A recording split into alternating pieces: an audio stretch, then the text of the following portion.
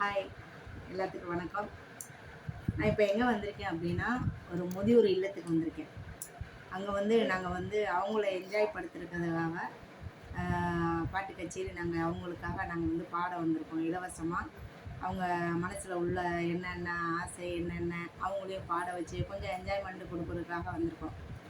இப்போ அவங்களுக்குரிய சாப்பாடை தான் இப்போ நாங்கள் சாப்பிட்டுட்ருக்கோம். நாங்கள் எல்லோரும் சாப்பிட்டாங்களா என்னன்னு தெரியல, ஆனால் நான் சாப்பிட்டுட்ருக்கேன்.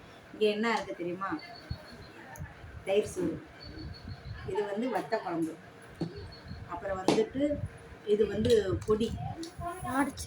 என்ன பொடி? நாட்டு சக்கரை. நாட்டு சர்க்கரை. நாட்டு சர்க்கரை எதுக்குன்னா, முதியோர் இல்லத்துக்காக கோதுமை உப்புமாவில் நாட்டு சர்க்கரை போட்டு தான் சாப்பிடணும்னு இங்கே ஒரு ரூல்ஸ் இருக்குது. அப்போ எங்கள் முதியோர் இல்லத்தில் பெரியவங்களை கொண்டு வந்து விட்டவங்க அவங்க எப்படி இருக்காங்கன்னு நமக்கு தெரியாது.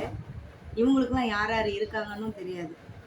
ஆனால் அவங்களுக்கு இங்கே இருக்க வேண்டிய இடத்துல அவங்க சகல வசதியோடு நல்லா இருக்காங்க.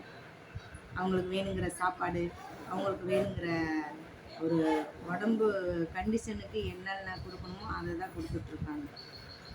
அதனால் அந்த சாப்பாடை தான் நானும் சாப்பிட்டுக்கிட்டு இருக்கேன். சரிங்களா?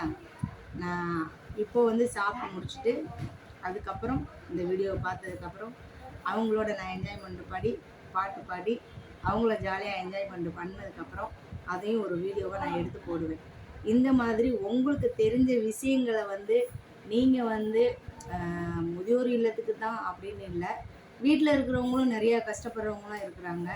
அவங்கள உங்களால் பணம் காசு கொடுத்து உதவ முடியலைனாலும் அவங்கள சிரிக்க வச்சு சந்தோஷப்படுத்தி நீங்கள் நல்லா இருக்கீங்களா, சாப்பிட்டீங்களான்னு ஒரு வார்த்தையை நீங்கள் கேட்டிங்கன்னா அதுவே அவங்களுக்கு மனசு ஆறுதல் கொடுக்கும்னு நினைக்கிறேன். ஏன்னா இது நான் நிறைய அனுபவப்பட்டதுனால சொல்லியிருக்கேன். சரிங்களா? பாய்.